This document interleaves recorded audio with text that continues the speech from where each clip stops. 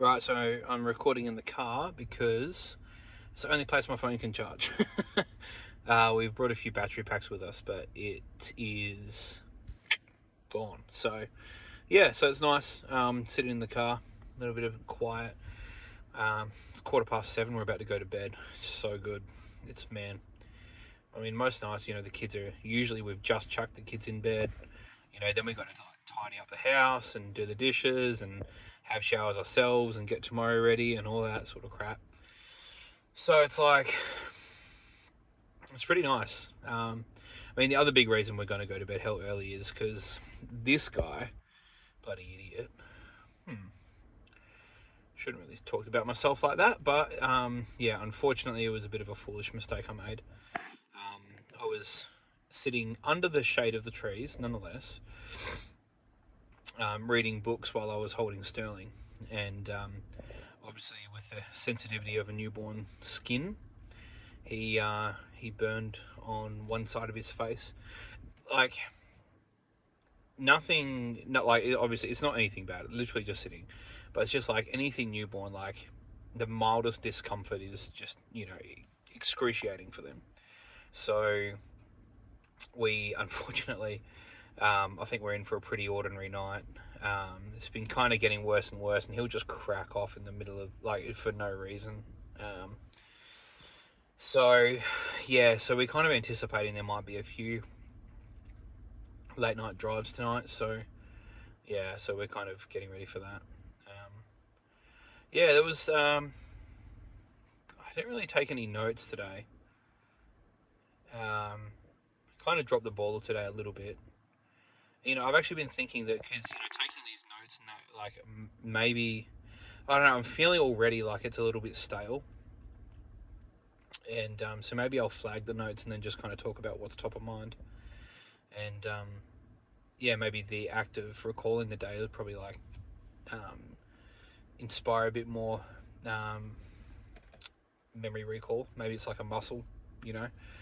I feel that for the most part my memory's pretty good, but yeah, maybe that'll kind of help it.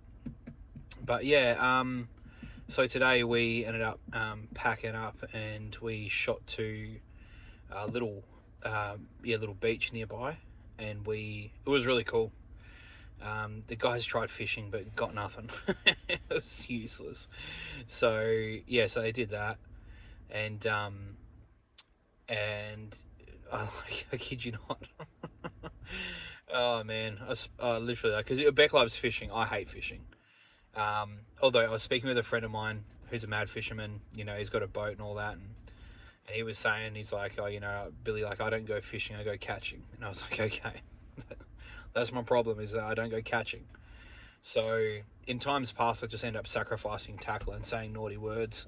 So my idea of fishing is, if I'm going to go fishing, I'm going to go catch fish. I'm not going to go there and plonk a line in the water and then just drink beer. Like I'm just got to drink beer. like so to me, that's kind of where I was at with that. But so like yeah, so anyway, so Beck went and like I set up camp and all that. Or the whatever, temporary camp on the beach.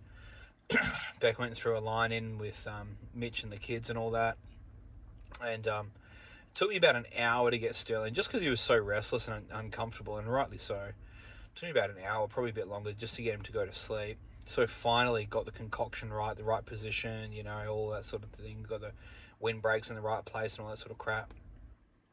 And then the Eli and the girls got the bike bogged, so I had to go pull the bike out. So did that, came back, and then Eliza was she was just a mess.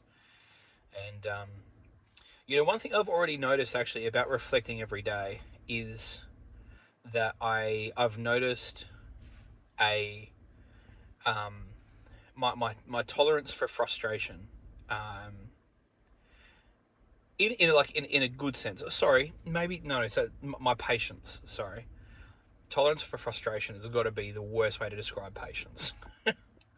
My patience has been getting really good. Even times with like Eliza, where today is, this is why I bring it up, is today that she was just like irrational, just like crying and screaming over just like the most basic things. But I think one of the like attributes of um, a matured man, and I don't. It sounds so egotistical to say that because obviously I'm referring to myself in this instance.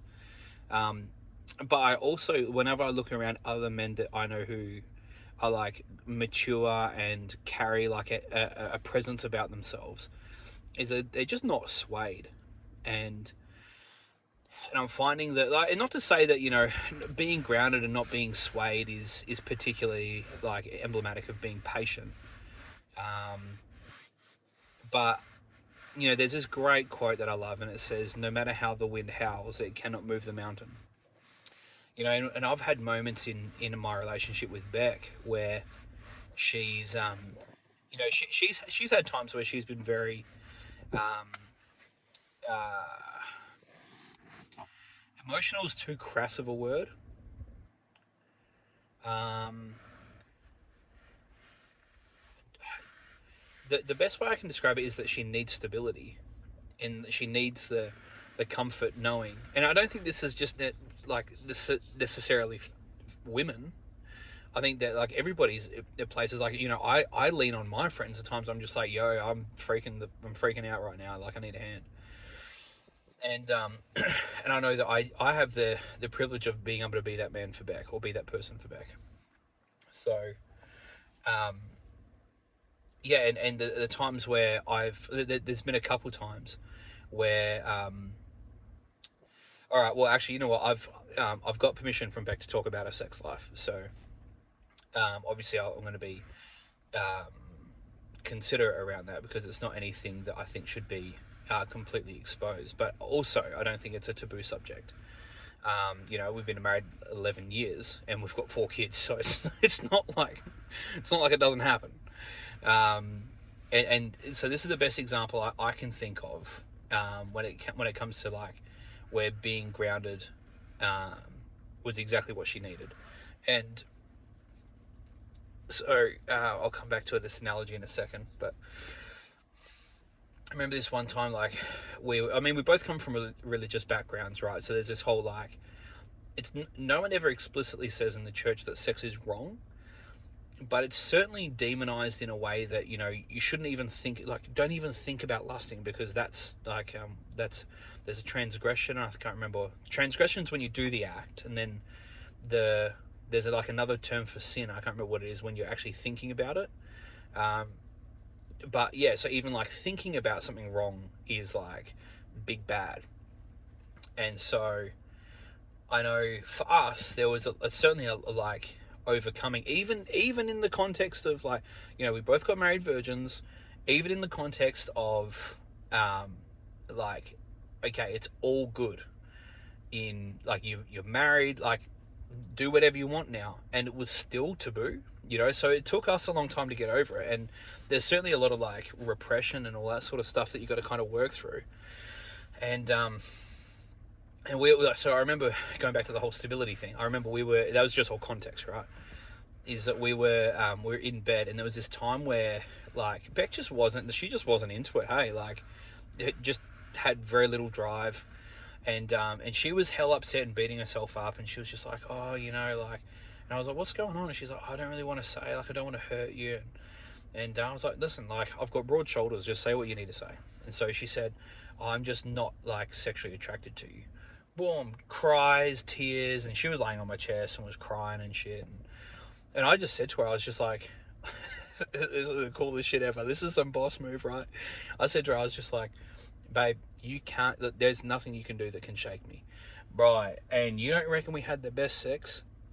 It was literally just like, boom, opposite. That was like, I could not have said a better line than that. And she went from being like so like unstable. I'm just like, not in like a mental health, you know, suicide way, not at all. Just like, there was just no stability. She was like freaking out. And I just hit her with that one. I just said to her, I was like, listen, like, you can't shake me. And that was it. It was literally night and day. Instantly, she was like calm, confident, and there was an element of security. It was incredible. And so that's one of the things that, like, even I think that was like, I already knew it in theory, There's an incredible book, Way of the Superior Man. Highly recommend it to everyone, every man. Women will probably get something out of it, but I kid you not, there's going to be so much shit in there, you're going to go, there's no way, that's disgusting, right? But it is exactly how men think. So if you're a woman, read it at your peril. You're welcome to. Every dude, you're going to read it and go, uh-huh. So highly recommend. One of the things he says in there, and again, whether this is actually like women would agree with it or not, every dude I know who's applied the principle, it works. And so what he says is like, women are all powerful in no particular direction at once, just like the ocean. They are a force to be reckoned with, and everybody knows it. Like women are everything, and I don't mean that in like a sexual objectifying way or anything like that. But like, what I realize is, for the most part, like I provide Beck the house, she makes it a home. I provide the ingredients, she makes it a meal. Like, and everything that my job for the most part is to go out and bring in, and then she takes that and amplifies it.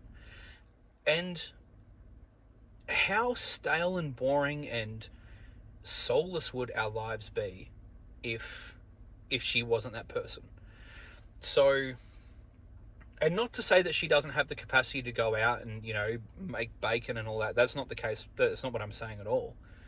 But what I am saying is, everything that, like, she is so much better in so many areas, and we're very conscious that we're complementary. We don't compete. Beck is exceptional at what she's exceptional at, and I'm exceptional at what I'm exceptional at. And we play to each other's strengths, and we let each other play to each other's strengths. And I think that's valuable. But yeah. So anyway, that whole like, no. Oh yeah, so women are all powerful like the ocean. Just don't, you'll get chewed up and spat out if you fuck with them, eh? And all men know it. Men think we're tough, bro. We're at the mercies of women, and we all know it. So, whereas like men are like the rivers and the streams, where it's very intentional, directional when you strategize. So like one of the biggest things that I took out of this book was about like, when everything's going crazy, like you don't want to try and suppress the ocean, because that's just going to blow up in your face. You want to get into the muck and then just channel the energy. And it's exactly what happens now. Like whenever Beck's emotional and wild and that sort of thing, the worst thing I can do is try and stop it. The worst thing I can do is ignore it. The thing is, I've got to dive right into it and just be like, hey, what's going on? Like, I come in, I provide the calm and stability, and man, it is absolutely magical. So, and even just like, I dropped the ball today. They're obviously out here today was payroll and all that. So out here was a dog's brekkie trying to get all the bills paid and stuff like that, because I only have my phone. We're halfway to Esperance when I realised we forgot my laptop, so just trying to make that happen was a pain in the ass. Yeah, so did that, which is good. Obviously ended up getting paid in the end, but yeah, it took a fair while.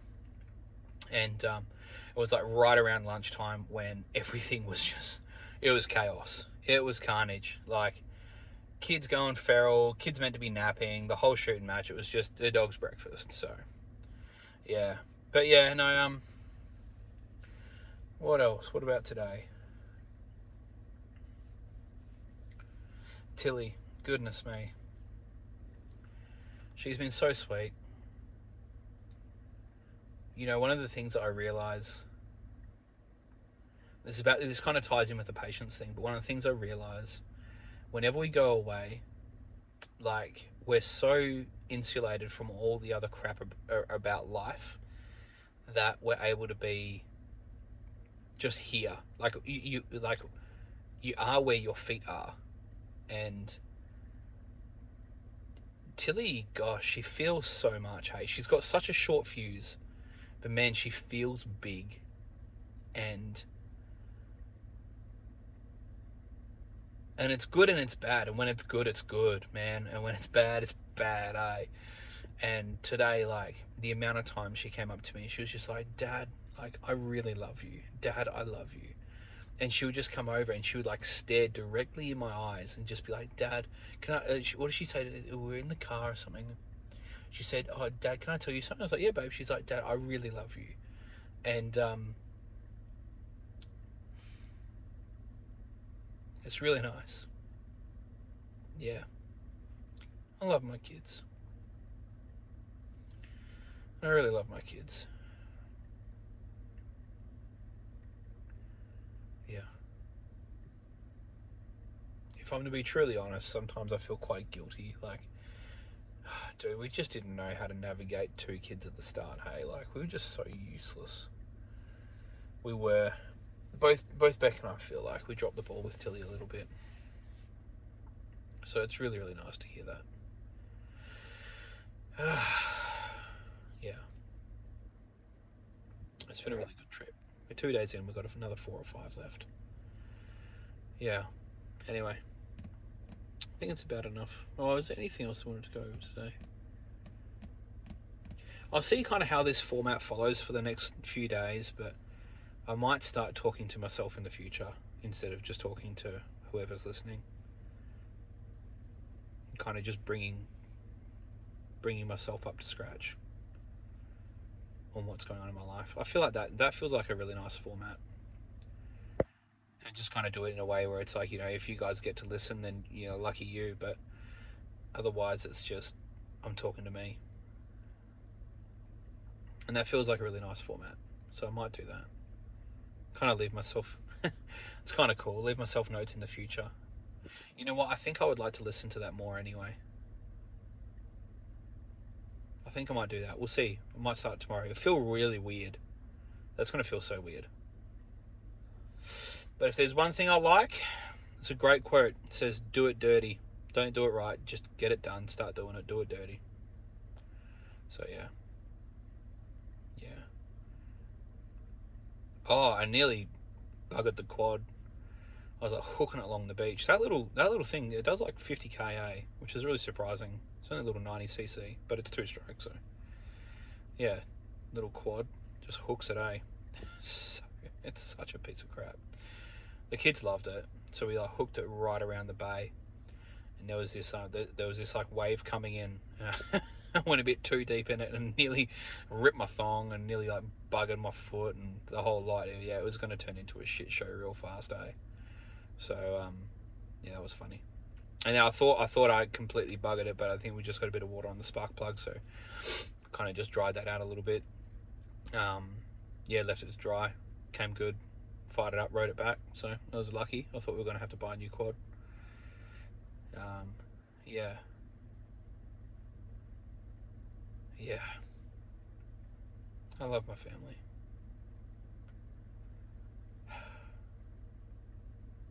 Oh, and we're paying the second installment for the app development today too. Sorry, tomorrow. Sorry, we maxed out our payments today, so yeah, we're paying that tomorrow. It's another 25 grand, which is pretty significant. And yeah, then it's game on. Getting that app developed, it's going to be so much better. Still going to be a web app, but man, for the most part, web apps are pretty damn good. They're pretty good. So yeah, so it's going to be cool. So we are developing that very, very soon. But like Apple Pay and everything else integrated. Yeah. All right. Love you guys. Talk tomorrow.